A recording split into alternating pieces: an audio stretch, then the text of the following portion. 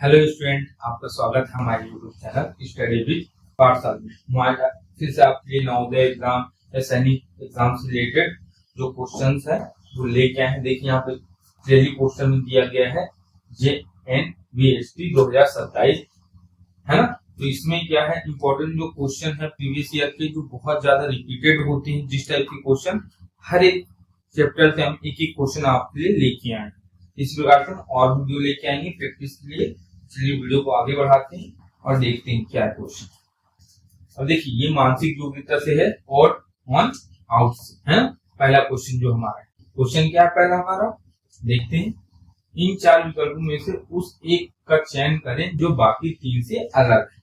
तो आपको पता है मानसिक योग्यता जो क्वेश्चंस हैं और वन आउट से, इसमें क्या होते हैं जो तीन क्वेश्चन के आंसर मतलब जो तीन चीजें होती हैं ऑप्शन में वो एक जैसी होती है, जो चौथा वो होता है वो डिफरेंट होता है, वही आपका आंसर होता है। इसमें देखते हैं ए क्या है साइकिल, बी स्कूटर, सी कार, डी बस। तो इनमें देखिए तीन एक जैसे होंगे, चौथा अलग हुआ। पहली चीज तो ये कि तीनों देखिए साधन है ना। तो कॉमन पॉइंट क्या है इनमें, सब एक जगह दूसरे जगह जाने वाली चीजें हैं। लेकिन इनमें तीन में खासियत क्या है आप वो देखते हैं। अब इन तीनों में खासियत क्या है, देखिए ये तीनों चीजें क्या करती हैं, या तो पेट्रोल से चलती हैं या तो डीजल से चलती हैं। साइकिल चलता है जो पेट्रोल डीजल से नहीं चलता है ना। तो हमारा जो आंसर होगा वो ए नंबर होगा। नेक्स्ट क्वेश्चन देखते हैं, ये क्या है अंकगणित से।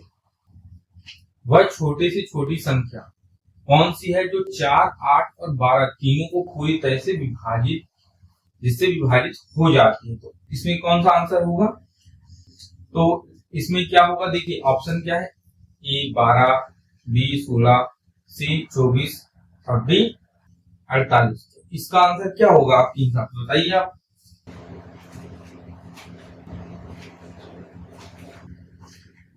इसका आंसर होगा 24।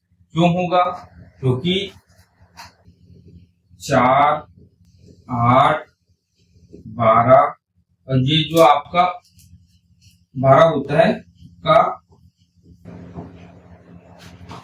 लघुत्तम समापवर्तक क्या होता है आपका 24 होता है ना। ये चीजें तो आपको पता होनी चाहिए। ये लासा क्या लिखा है, लघुत्तम समापवर्तक है ना।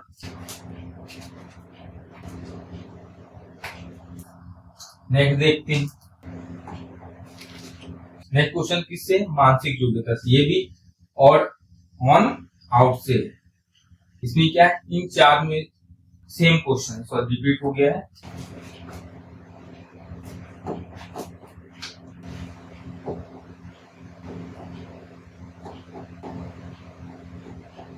तो इसमें हमने क्या देखा था, इसका आंसर था ए है ना, रिपीट हो गया है। अब देखिए ये क्या है संख्या प्रणाली से है क्वेश्चन तीसरे नंबर का। इसमें क्या है 0.05 प्लस क्या लिखा है यहाँ 0.05, ठीक है। अब इधर क्या लिखा है 0.05, ठीक है। फिर यहाँ क्या लिखा है 0, तो 0 के बाद क्या है ये 5। अब इनको प्लस करेंगे तो सही योग क्या होगा इनका बताइए।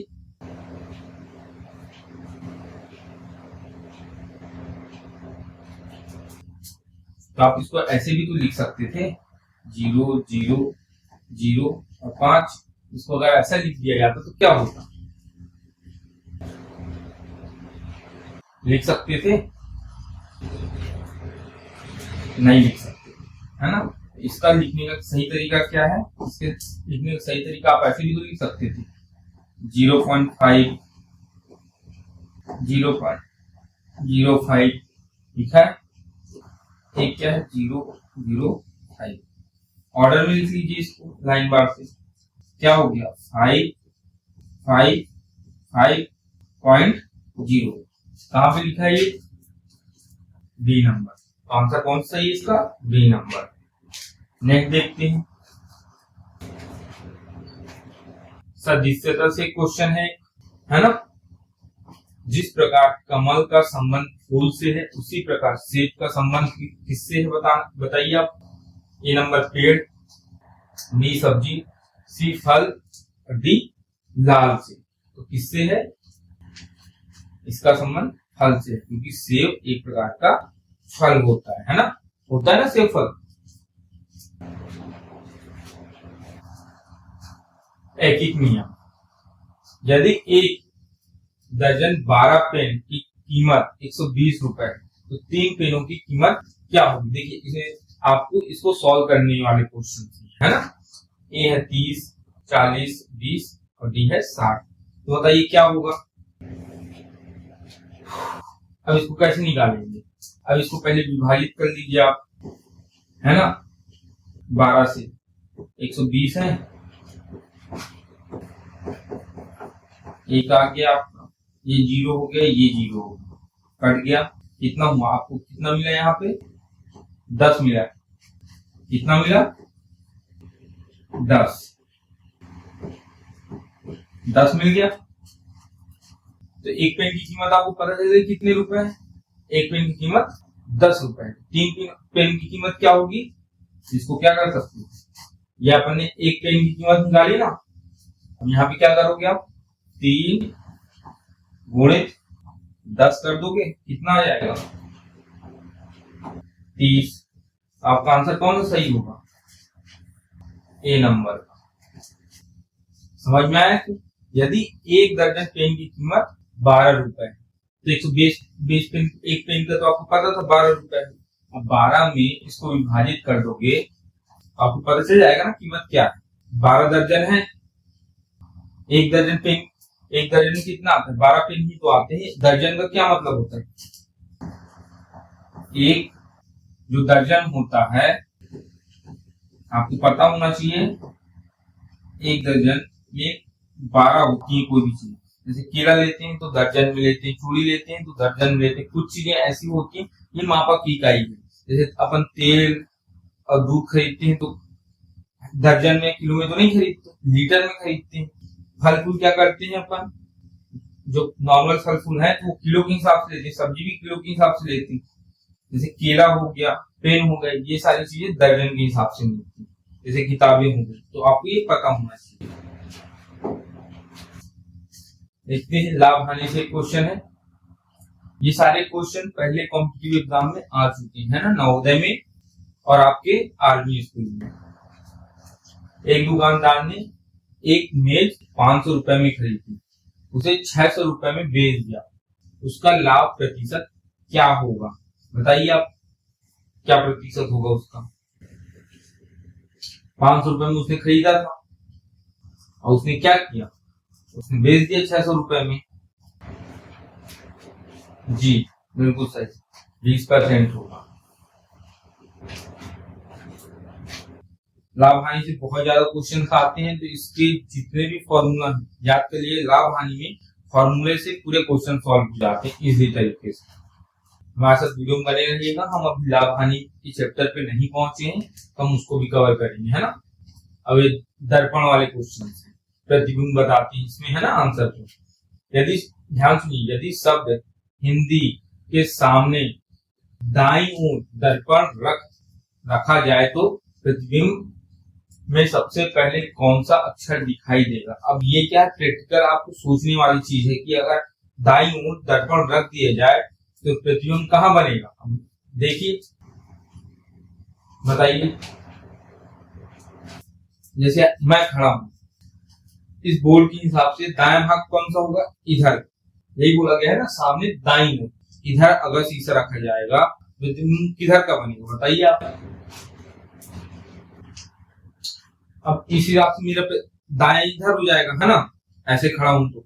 अब इधर अगर मान लीजिए ये हिंदी लिखा हुआ है, ठीक है, हिंदी लिखा हुआ है। अब आप मान लीजिए ये शीशा लगा है, किधर आएगा? पहला आई, है ना, बी नंबर इसका आंसर है। ये क्या है, आपको अपने माइंड में जल्दी से सोचना होगा। अब ये श्रृंखला दी गई श्रृंखला को पूरा करो। 2, 5, 10, 17 तो ऑप्शन क्या है आपके 24, 26, 25 और 28। तो बताइए क्या आंसर होगा इसका। इसका आंसर होगा आपका 26। अब ये क्यों होगा, देखिए अंक का क्रम क्या है +3 है ना, फिर उसके बाद +5 +7 +9 है, इस वजह से 26 आएगा।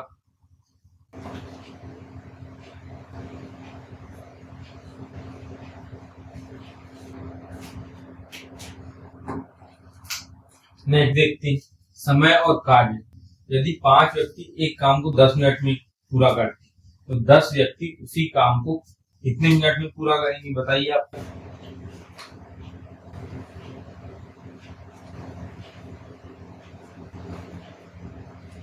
है ना, बताइए अगर किसी काम को 5 लोग मिलकर कर रहे हैं 10 मिनट में, है ना 10 मिनट में, अब यहाँ पे 10 लोग हो गए, कितने मिनट में करेंगे, तो इसको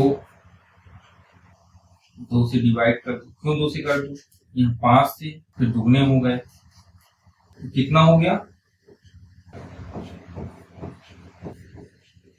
5 से, ये दिन है ना, 5 दिन में पूरा करेंगे, तो आंसर कौन सही होगा, बी नंबर का। नेक्स्ट देखते हैं क्षेत्रफल का क्वेश्चन है। एक वर्ग की एक भुजा 5 सेंटीमीटर है तो उसका क्षेत्रफल क्या होगा, तो क्या होगा 20, 25, सी नंबर है 10 या 15। तो आपको ये पता होना चाहिए क्षेत्रफल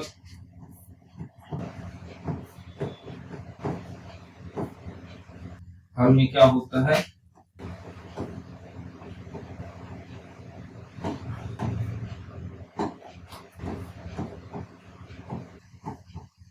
भुजा गुणित भुजा। क्या होगा, भुजा कितनी 5 गुणित 5,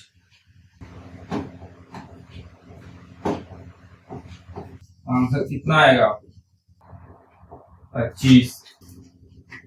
तो कहाँ लिखा है 25, ये लिखा है बी नंबर 25 वर्ग सेंटीमीटर होगा।